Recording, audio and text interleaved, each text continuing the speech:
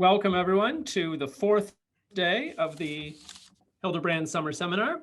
We have a great panel this morning on personalism and politics with two excellent speakers. We will do this panel very much like the way we've done all the other panels. We'll hear from both of our speakers, and then we will take your questions. So I encourage you, as the speakers are talking with us, to enter your questions in the Q&A box. Our two speakers this morning are David Walsh and Michael Miller. If you've been with us in the afternoon, you heard David Walsh yesterday, but just to introduce him to everyone. Professor Walsh is professor of politics at the Catholic University of America, and his recent works include The Politics of the Person as the Politics of Being and The Priority of the Person. Michael Miller, we've heard from previously in the morning sessions. He's research fellow and director of media at the Acton Institute, a member of the board of the Hildebrand Project. And they will be speaking to us on personalism and politics and on issues relating personalism to the tradition of human rights and Catholic social teaching. Professor Walsh. All right, thank you very much, Mark. And it's great to be back. I thoroughly enjoyed our discussion yesterday, and I know it'll be a good one today as well. This is a wonderful topic to have on your seminar, I think, because we're all involved in politics in one way or another, and we all bear responsibility for the common good that's constituted by the political world. A specific focus of my reflection here will just be on the general topic of rights, human rights, and so on, and how that intersects with the idea of the person. And I included a chapter in the readings that the title of it, the subtitle of the section was Rights as an Epiphany of the Person. Usually we think of the person as, you could say the idea of the person as what generates the idea that each of us is a unique, irreplaceable person, and therefore entitled to be respected in terms of our dignity and rights as inexhaustible and unfathomable at some level. I think that's certainly the case, but it's not necessarily the case that the idea of the person generates the idea of rights. The idea of rights, in a sense, pops up in the political world, in political history. Although I'm a political theorist, it's always a little bit of a disappointment to discover that there was really no theory of rights before the idea of rights emerged. Political theorists very often think, oh no, that's a modern idea that Hobbes and Locke and Rousseau and the French revolutionaries and the American revolutionaries all kind of contributed to in the idea of natural rights. And that's certainly the case, but there was never a very, even there was never a very satisfactory articulation of the ground and source of rights. Nature is one way of assigning them, to say those who share human nature are entitled to be accorded equal rights and equal respect and dignity, and therefore all rational beings at some level can participate in that. But that's a fairly remote sort of justification for it. One striking book that has come out over the last 20 years or so about 20 years old, is a book by a great historian, medieval historian called Brian Tierney. And he wrote around 1999 a book called The Idea of Natural Rights. The Idea of Natural Rights. And in many ways, that's been a kind of eye-opening perspective on it, because he admits that the scholastics, the Christian sources, the medieval sources, don't really generate a theory of rights or idea of natural rights. Now, just to back up slightly on that, the idea of rights is embedded in any legal system. If you own something, you have a right to it. If you rent something, you have a right to use it or occupy it or whatever. But that's not really what we generally mean by rights in this sense. We mean inalienable rights, rights that cannot be surrendered, rights that cannot be abrogated or taken away from us. So the idea of natural rights is something different from a legal right. It's not a right, therefore, that government can assign or that government can take away or that government can negotiate. It's an immovable entity within the whole spectrum of things.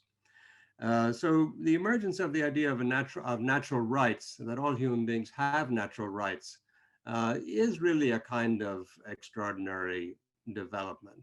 And especially because, of course, it becomes prominent in modern political thought and then in modern politics. And it's pretty well central to our, you could say, publicly available moral language of human rights.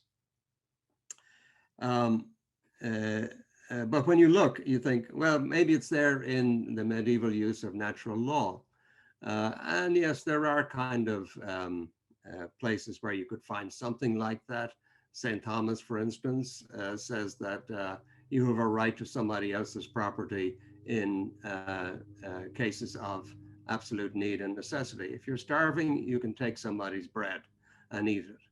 And so you have a natural right almost there. He doesn't develop it, though, into a theory of natural rights. You don't have a natural right to do anything in that sense that could not be taken away from you. Instead, Tierney points out in his book that really the genesis of the idea of a natural right is something that kind of emerges through the canonists and jurists, the medieval thinkers who develop canon law and comment on Roman law. And so they're the kind of practical lawyers of the medieval world. And it gets the idea of a right that cannot be abrogated or taken away, an inalienable right, gets developed largely in that context and in the context of practical disputes. One of the most famous is the one that occurs between William of Ockham, the famous Franciscan nominalist, who's generally disdained a little bit for his nominalist philosophy, and John the 22nd. The next John is John the 23rd, legitimately. So it's a long time before we get another legitimate John. There's a questionable one in between. But anyway, this is the period when the papacy is at Avignon, and John the 22nd is attacking the Franciscans for their constant harping and critique of the papacy and the church as owning too much and as not really following the evangelical counsels of perfection or poverty like Christ did. And so he's a little bit miffed at them, and he points out that the Franciscans, in fact, own their own share of property. This is about 1320 or so. William of Ockham is the designated hitter to respond to these big gun critiques from the papacy. And he points out that, yes, it is true that Franciscans have to live, and therefore they have to own the means of their subsistence. So they have to have property. But in fact, he says, they've taken a vow they've taken a vow of poverty, which means that they have surrendered their legal right to own things. Now, that doesn't mean he says that we don't have property, but we therefore only have a natural right to it.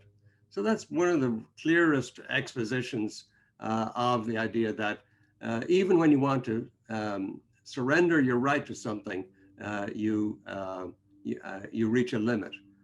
You want to surrender everything to God, yet there are things that, in a sense, God and the whole order of the universe insists that you retain, including this inalienable right to live and to use the material things for your existence.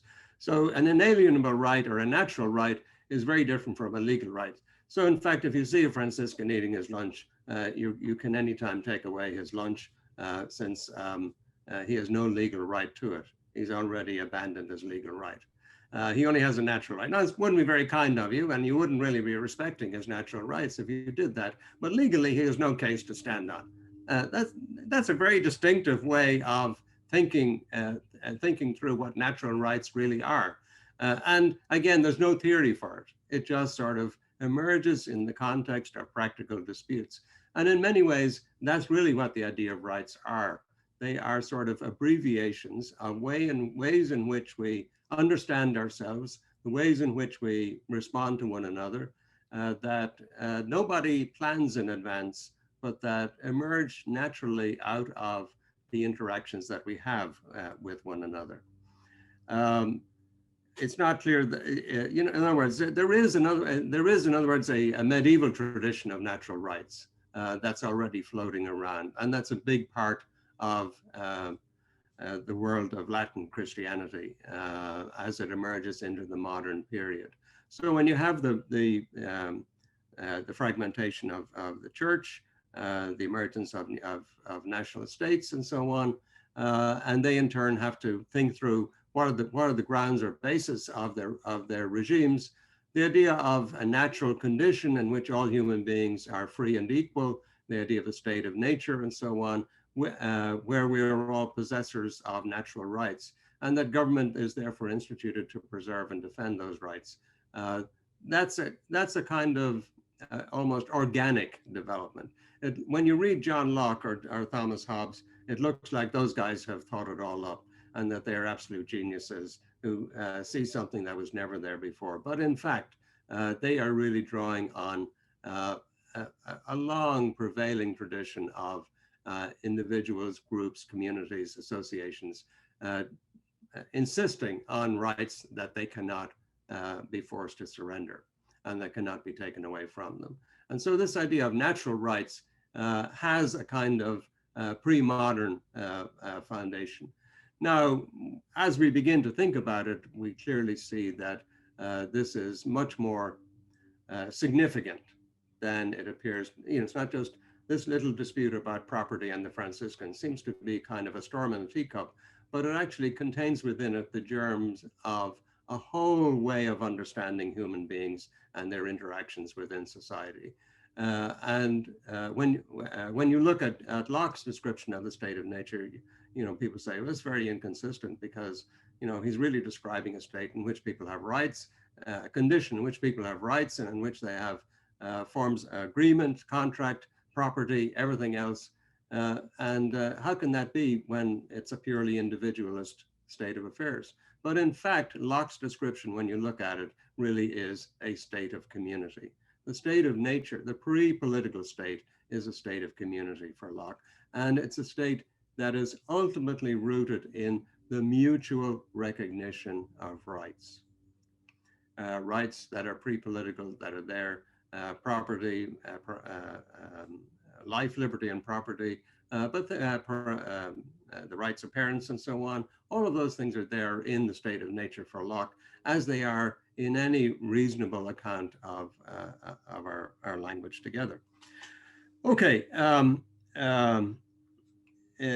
if we jump forward several hundred years, we of course come to a kind of huge crisis in the 20th century, in which the totalitarian onslaught is, the convulsion is there, the collapse of things in particularly in the interwar period between the First World War and the Second World War. And there's a great deal of thought about how in a modern civilization that's utterly and totally fractured, we can reassemble the parts and begin to think again about a common human order. Within that framework, one of the most interesting developments was really the development of the idea of human rights, that this is a language, this is something that all human beings have, irreducible and ineliminable, that they cannot be deprived of their rights, and that we owe it to them to guarantee that mutual preservation of human rights. Natural rights gets dropped and human rights occupies the space. That's for a variety of reasons, but principally it is that the sheer humanity of each human being, each person, comes to the fore as what we really want to preserve, what we really want to reverence. One of the interesting things in that phase is that the church begins to embrace that language of human rights, whereas in the past it had largely turned away from the language of natural rights.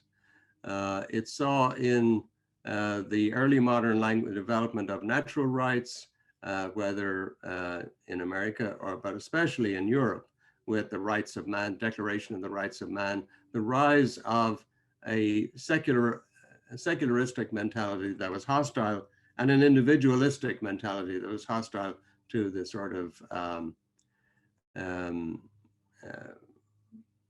paternal and fraternal outlook of the church on human society, and ultimately something that would come back to be a source of hostility towards Christianity and the church itself.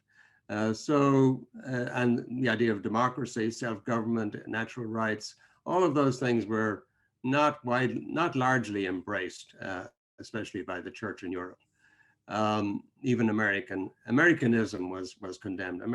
Cardinal Gibbons had to write back saying that, you shouldn't really be condemning us for Americanism. Americanism is not, America is really a liberal regime that's friendly towards the church and towards Christianity. At any rate, a lot of misunderstanding is there. So it's an odd thing. And then, of course, when we enter into the 20th century, there's the rise of totalitarian ideological regimes that are hostile and virulently opposed to Christianity. Nazism and communism being the most obvious cases, but there are others. So in a sense, the radical critiques of Christianity seem to be arising from the same sources. And so it's a kind of natural reaction on the part of the church to say, look, we'll have nothing to do with the assertion of inalienable rights, natural rights, or human rights. But a sea change occurs in the period between the wars, and especially from about 1932 onwards, from Pius XI onwards.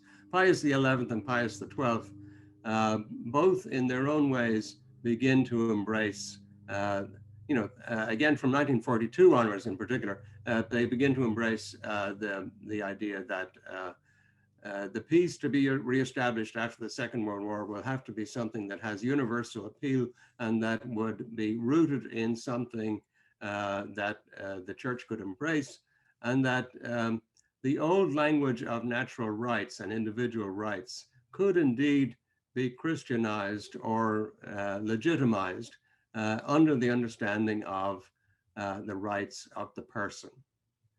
The person provided a model or a way of thinking about individual rights that was not individualistic, that could affirm and deepen the reverence for the family and for local and intermediate associations, communities, the church itself, and all of that, and yet would not be, you could say, simply identified as Christian.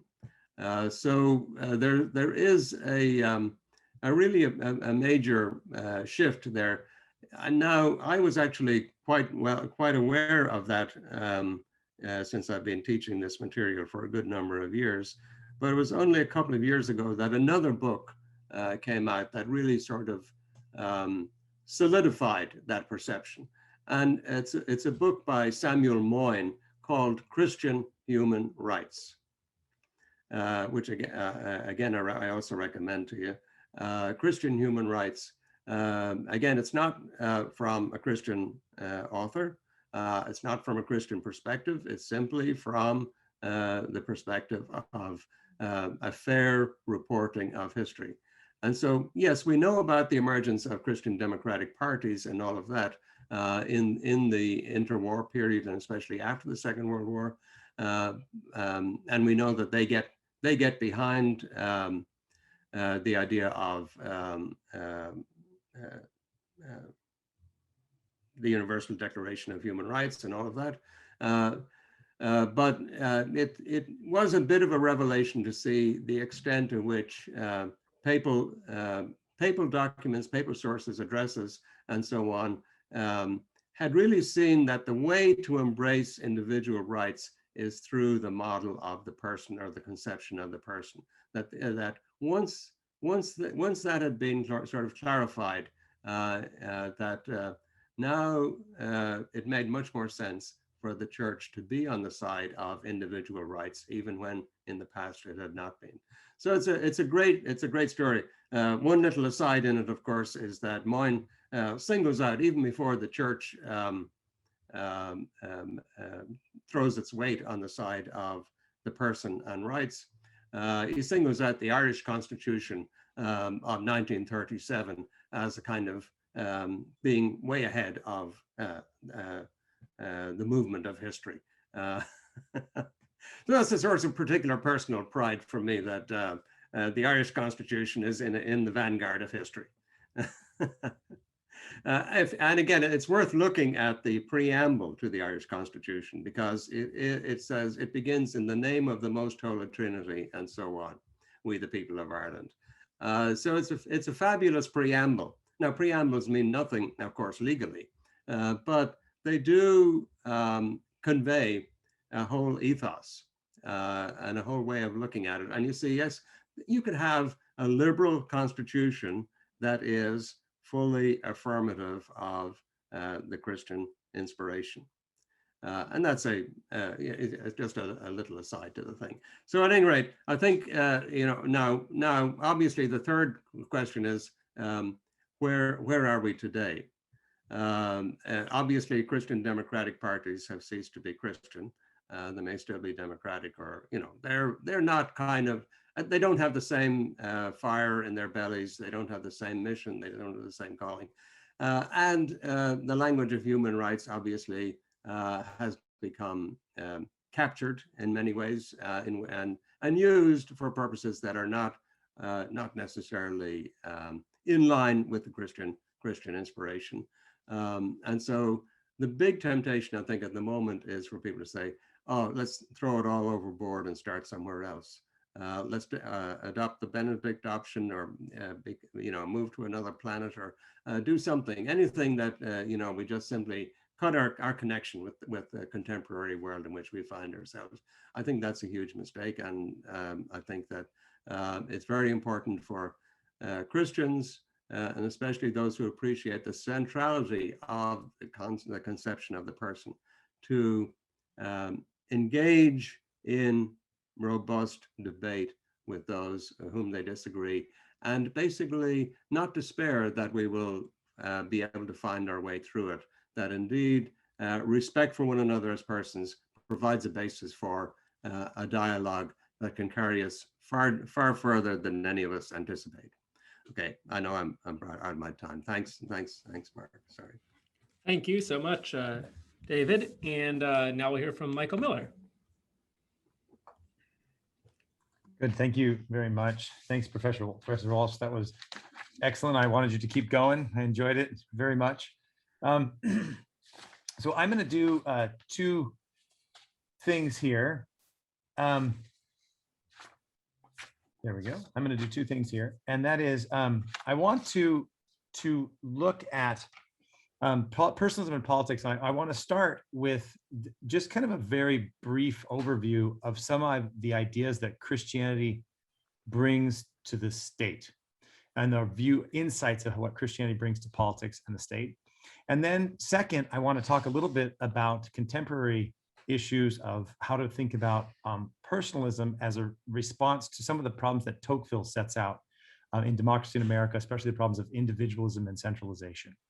And as Professor Walsh just, I think, implicitly articulated, these are really complex situations, and we all have about 10 or 15 minutes to do it. So there's a lot of things I'm going to leave out, so I ask your forgiveness there, but look forward to discussion in the Q&A. So let me say, so first of all, let's look at a couple of things that Christianity and personalism bring to our understanding of politics and the state.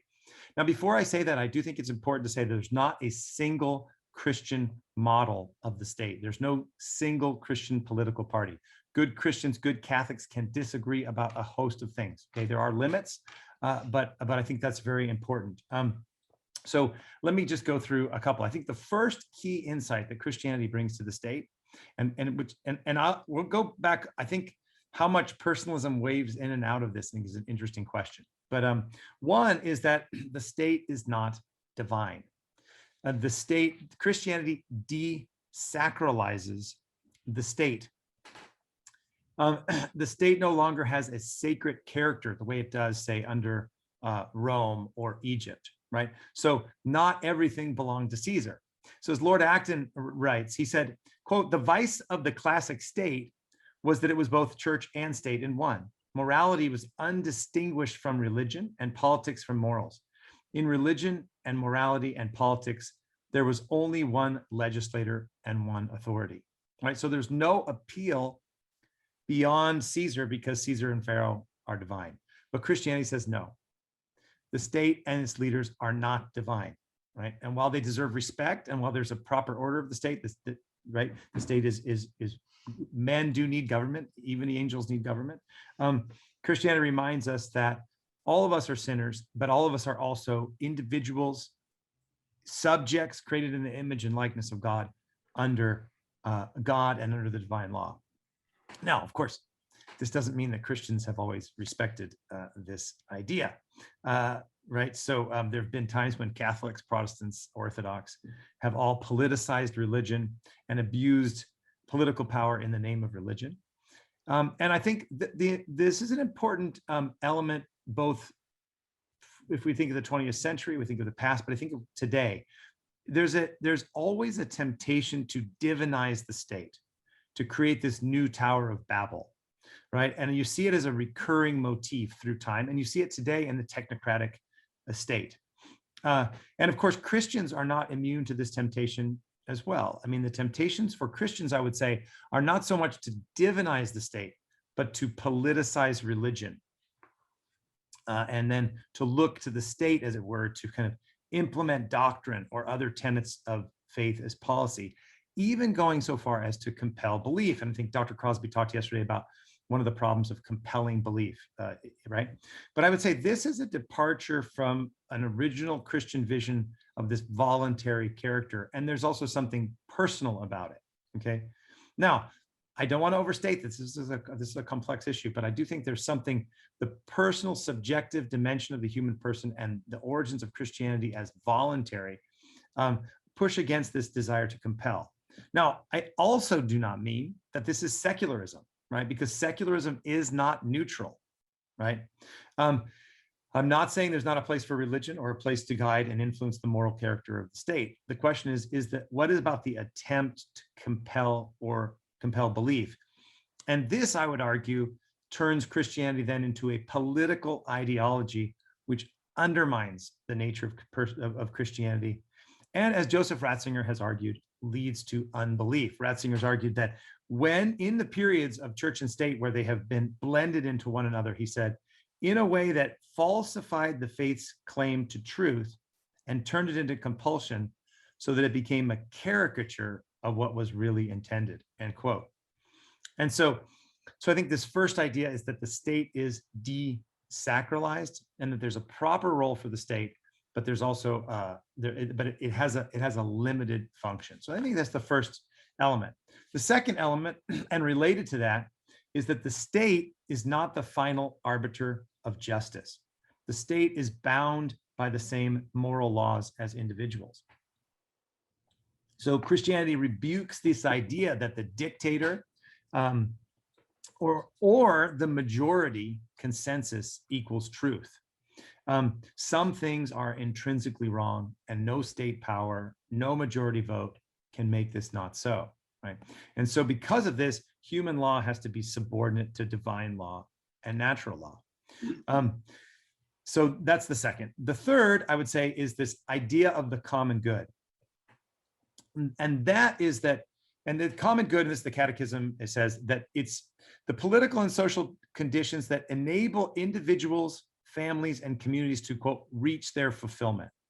So the common good does not equal the good of the state, right? Individuals are not simply, persons are not simply cogs in the machine of the state. And further, the common good does not equal the political community. So in this kind of Rousseauian influence, we have this identification of the community with the political community. And I think this is a common error, but the idea of the common good is not this kind of Rousseauian idea of like the individual and then the common good being the political community. Nor does the common good equal this utilitarian calculus of the greatest good for the greatest number. So it's not just more efficiency or more pleasure, but it's really rooted in a concept of the good life and keeps always the eternal destiny of the person in mind. So I think here we see this idea of the principle of subsidiarity playing out in the common good as well. The fourth idea or key idea, I would say, is this idea of a community of communities. And here's subsidiarity and free association. So the importance of families, for example, and varied civil society. And I'm going to talk about civil society and Tocqueville at the end. But one of the themes we've talked about throughout the week is that human beings, human persons are not simply radical individuals, right? We are social. We have a social nature. We flourish in community. Yesterday, and I talked about that we are embodied, embedded persons, right? And that embodied embeddedness, we're born into a family, we're born into a culture, we're born into civilization, we're born into language, right? And we flourish in society.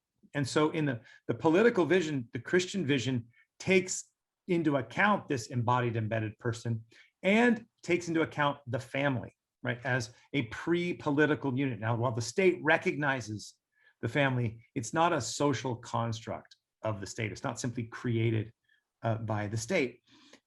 It's a natural community and a biological and sociological reality that exists prior to the state. And so I would be interested to hear Professor Walsh comment a little bit on this, like kind of human right in the family. It'd be interesting to talk about this. But so I would say like this is one of the reasons why modern attempts to redefine marriage, right, are, I would argue, a totalitarian act. They're an overreaching of the state because the state acts as the arbiter of reality itself and then compels belief and obedience. You know, there are some libertarians who have argued that really we just need to get the state out of marriage. But I would argue that this is exactly the opposite. It's precisely getting the state into marriage and redefining it. So a Christian vision recognizes both the independence and the social dimension of the person and the family, and then this need to have space and flourish. And yet, while families are essential, they are not the only institution. And so the common good requires this varied and rich civil society, or what Alexis de Tocqueville called intermediary associations. And this is, you know, broad civic groups, churches, mutual aid societies, businesses, charitable organizations, schools, lots of sodalities. And here I think also we find a development of this idea in the tradition, especially in the work of, say, Thomas Aquinas, Contra Impugnates in 1256. He kind of makes this case for the freedom of association. Rerum Novarum, Leo XIII picks this up. And this idea of free association, that people have the natural, we'll talk about natural right, but as social beings, we have the right to join together for things which were competent and benefit the common good. And then the fifth one, which I think is especially relevant to 20th century, but also to the 21st century in the modern technocratic state, is this anti-utopian character. Christianity recognizes we cannot create a perfectly just social order. So politics has an important role, and we have to strive for justice. but it's limited in what it can accomplish. Ratzinger has a wonderful essay called "What is Truth? The Significance of Religious and Ethical Values in a Pluralist Society." Only Ratzinger could write a title that boring and still be like really a great piece, right? No one else would read it, but it's so good. This book, I think it's in Values in a Time of Upheaval. And he says, quote, now I want to pause for a second. This is Ratzinger. And as we know, like he's very like precise and careful. And listen to what he says is this anti-utopian. He says, it is not the task of the state to create mankind's happiness, nor is it the task of the state to create new men. It is not the task of the state to change the world into paradise, nor can it do so. If it behaves as if it were God, this makes it the beast from the abyss, the power of the Antichrist. Now, this is Ratzinger, okay? He's talking about the power of the Antichrist. It's very powerful when he talks like this. And I think there's a fundamental anti-utopianism in Christianity that totalitarians hate, including the contemporary technocratic state, because politics cannot solve the fundamental problems of evil, sin, suffering, and death. We cannot be, as he writes in Spe Salvi, we cannot be redeemed by the state, by technology, by the dictator, by the majority, right? And so this anti-utopianism is not pessimism or apathy in the face of injustice, but it puts politics in the proper place. And then I think the sixth thing very quickly, which is the personalist, is that deeply this idea, even like rooted back in Genesis, which I talked about yesterday, that Wojtyła and the other personalists bring out, that human beings are not objects to be manipulated. We are subjects to be respected. We are not simply to be used for gratification or for the glory of the state, but we are subjects, personal subjects, and should be the protagonists of our own story of development. And so in today's world, where there's plastic anthropology, this kind of malleable view of the human person with no essential nature, I talked about that yesterday, transhumanism, et cetera, this affirmation and reaffirmation of the person as a subject connected to what Professor Walsh said in human rights, I think is essential. So let me just go then to the second part, and I'll go quickly. I don't want to use too much time, is what does personalism have to tell us today? And there's a lot of things we could talk about with personalism today. There's so many issues going on. From, like, as I said, some of this technocratic state. But I think I want to talk about just maybe looking at Tocqueville's critiques or worries about democratic life. What does personalism have to add? I do want to make one caveat, a little bit echoing Professor Walsh. Maybe we disagree. He can correct me if he thinks I'm wrong here. But I think he makes an important point about the development of natural rights in the canonists and the jurists. Right now, we're seeing among Catholics, especially, but this critique of liberal society. And in many ways, I mean, I agree with a lot of the problems there that are being identified. But I think there's a bit of an error going on that somehow we think that liberal society and capitalism and the commercial society all developed out of the Enlightenment. But I think that's just historically incorrect. I mean, it's kind of the error of Steven Pinker. He thinks, the Enlightenment's great and nothing before the Enlightenment was good. And there's almost a Catholic tendency to think, well, the Enlightenment's bad and anything that's involved with it is bad and we have to go back. Well, I think one, Joseph Ratzinger points out, the Enlightenment only could have emerged in a Christian society, right? And some of it was actually a response to the failures of Christianity to live up to its promise, right? This compulsion, et cetera. But I think even more important is that the Enlightenment, I mean, the liberal order and capitalism, well, the Enlightenment obviously plays a role. There was liberty before liberalism, right? There was the social contract throughout the medieval world. This is, we saw it in the 1620 in the New World 70 years before Locke's second treatise on civil government. Decentralization throughout the medieval world. The sociologist Robert Nisbet talks about it.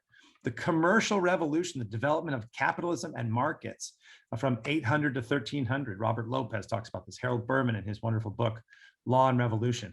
So I think it's important that we don't, when we think about liberal society and personalism and how to think about it, that we don't create this false dichotomy that like liberalism equals the Enlightenment. I think we have to have a broader view there. And I think one of the fundamental problems with the Enlightenment is that it became unhinged, right? This is one of Burke's critiques and Ratzinger's critiques and the personalist critique. So let me just end by saying, how is personalism relevant to today? And I would say, Alexis de Tocqueville in Democracy in America, he's worried about a couple of things, but 4 things: equality, pantheism, individualism, and centralization. So let me talk about individualism and centralization for a minute, and how I think personalism gives us a way to, in a sense, rebuild in the way that Professor Walsh was saying that we have to like engage. So Tocqueville says that individualism leads to centralization, and that centralization encourages individualism. So we oftentimes think of them as different, but in fact they're like mutually reinforcing, right? And so as the individual turns into himself, right? Tocqueville says it's different from egoism. It's a turning into self, kind of abdicates all of his responsibilities to the state. And then the state wants centralization and creates the conditions to encourage individualism. And so these are in this vicious cycle. And so this develops to what Tocqueville calls soft despotism, right? Where he says, I see an innumerable number of people circling around themselves, seeking after the petty and banal, vulgar pleasures with which they glut their souls. And above them stands the state, which regulates their industry, divides their inheritance. They're like sheep without a shepherd. He says the state would be like a father, but it doesn't want you to grow up, right? And so he says, well, how do you get out of this situation? He says, well, we need religion, local politics, and civil society. So on the civil society element is what I want to focus on. I'm not saying this is the only solution to our problems, okay? But I'm going to call mine the Tocqueville option, as opposed to the Benedict option. I don't think it's the only solution. We have to be involved in law, politics, everything. But I do think there's a place for the reinvigoration of functional autonomous associations, mutual aid societies. And I think we have to ask ourselves, how much of our personal social life did we delegate or relegate to the state or even to the market? So healthcare, for example, how much of that, or education, or whatever it might be, these where we had mutual aid societies, where we were in relationship with one another. And this not only encourages subsidiarity, or is the practice of subsidiarity, but in subsidiarity creates solidarity, and solidarity is the animating principle of subsidiarity. And by, in a sense, looking for options, places where we can opt out, not opt out in a sense of escape, but opt out of big state, big tech, big culture, big market, big society, big healthcare, and create mutual aid societies, and even possibly use like blockchain technology for this. I think this is a personalist element that recognizes not just communio, but the importance of communitas. So here I think the idea of the embedded, embodied person really gives us a way to think about a way to resist positively the technocratic state, but also individualism and centralization. So those are my comments, and thanks for your time. All right, thank you to both of you for these excellent and enlightening talks. We have about 10 minutes for questions, and we have quite a number of questions. I'm going to try to sort of summarize and group these questions together. Michael, you just talked a bit a few minutes ago about this sort of post-liberal movement that we find in Catholic circles and in other circles as well. And a number of people have asked questions sort of grouped around this. And I'm going to try to sum them up here. The thrust of a lot of these questions sort of goes like this. We've heard a lot about how we all have a yearning for the good, right? A yearning for what is true. A number of people have talked about this throughout the seminar this week. And Michael, you've just talked about how politics can't fully solve our problems, can't bring us to the ultimate good. Could both of you comment a little bit on the argument that's sometimes drawn from these considerations that if politics can't guide us towards the good, then there needs to be a spiritual power, a church that does so, and that this spiritual power or church needs to be superior to the state, right? Sort of ruling over the state in some way, as we find in some of these integralist models, but also other post-liberal models as well. Since these ideas are sort of in the air nowadays, could both of you speak to those a little bit? Sure. Do you want to go first? Would you like me to? Okay, I'll take a crack. It's a good question, and obviously the sort of integralist issue is something that comes up out of exactly that inspiration. It suggests really that there's a great deal of discontent with the sort of liberal separation of church and state insofar as it has been acknowledged, practiced, and so on. First of all, the integralist model is one that certainly has been there for about 1,000 years. It was known as the Sacrum Imperium, or the Holy Roman Empire. So it's not an unknown experiment. You know, it worked reasonably well, and it had a sort of cohesiveness and so on. How you could go back to it after the fracturing of that arrangement in the early modern period and the late medieval period, it's not just a modern development. In a sense, that fractures under its own weight as an unviable kind of arrangement. And especially then in a global context where we're continually in touch with other religions and other cultures and civilizations that are remote. That makes it just extremely fraught. I really don't think, I think that's a utopian scheme at its core, and rooted in nostalgia and lots of other things that are not particularly helpful. I don't think that withdrawing from these challenges is the way to address them. And at the same time, Michael, I think, mentioned about the problem of limiting the state, and that's in a sense the flip side of that question. How you could say, okay, the liberal constitutional state claims to limit itself, but the reality is someone has to have the last word, and the state has the last word. So how do you carve out a role for some superior spiritual authority? I think that the church, the Catholic Church, and the other churches have been sort of consciously for at least 100 years seeking to, you could say, define the space of their public authority.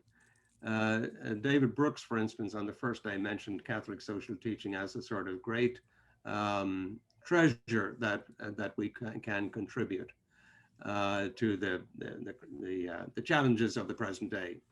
And that's kind of that's a sort of general catch-all phrase. But one of we think of it in specific documents, specific recommendations and proposals.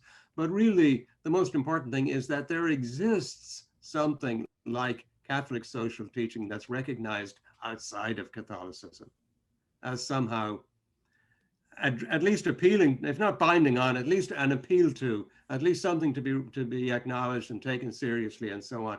That, you know, this is an extraordinary development in itself. The notion that, say, the contemporary papacy and so on can speak authoritatively to the whole world and be taken seriously at a level.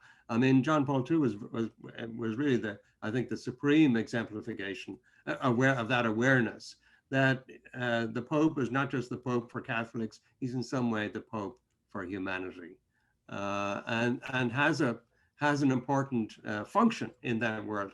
And the only way he can maintain that function is not by getting an agreement from the UN or bilateral arrangement or anything else, but simply by the sheer force of his moral authority. I think that remains the case. So very, very quickly on that, I'm also on the panels. I can tell you about that Tocqueville quote is volume 2, book 4, chapter 6, soft despotism. So I would say I agree with Professor Walsh, like almost completely, I guess. I mean, this is a complex question. I think number one, politics can't solve the problems of evil, sin, suffering, and death, but it doesn't mean politics can't contribute to a good life. I mean, law is didactic. Aquinas is very clear about that. The moral ecology is influenced by the law. So I think there can be better laws. Law is the legislation of morality, right? It's so there's a didactic power of the state, and politics plays a role in the good life. The question is, can politics solve the problems of evil, sin, suffering, and death? Okay, so that we have to make those distinctions. Second, I think one of the problems we're facing is that we're in a secularist order, and secularism is not neutral. And so it's not. And so the question is, how do we deal with it? And I have sympathy for this, like, worry that there's bad stuff going on, okay? And the state is imposing things like with the Equality Act and gender ideology. I mean, we're in a dangerous time, and as I said yesterday, we're in an anthropological battle, okay? So the question is, what's the best way to solve it? Number one, I don't think that getting the power of the administrative state or creating an integralist state is going to happen. One, I mean, if you do that, if you increase the power of the state, that's exactly what the secularist is trying to do now, is use the state to impose itself. So if we don't have power, is it going to be used against us? Okay, that's one. Two, I mean, I think it's a bit of Dungeons and Dragons here. I think it's a fantasy game. It's an escape. I mean, like, we live in an increasingly secular world. The idea that we're going to somehow create an integralist state is just not reasonable. I mean, it's just not going to happen. So I think it's not a reasonable alternative. I think it's an escapist, nostalgic route, and I think there and I think there's also real problems with just the idea of compelling belief as well. But so I would say we also have to make the distinction between, and I think Professor Walsh did this. So just quickly, you can have spiritual authority without temporal power. And if you think about John Paul II, or you think about Alexander Solzhenitsyn, think about Václav Havel or Václav Benda and the parallel polis, the resistance against totalitarianism. And this is partially why I'm saying we need to really reinvigorate our mutual aid societies, because in that exit from the big culture, big state, where you have this little individual in the massive state, you need to create associations of associations, and that gives voice to be able to resist.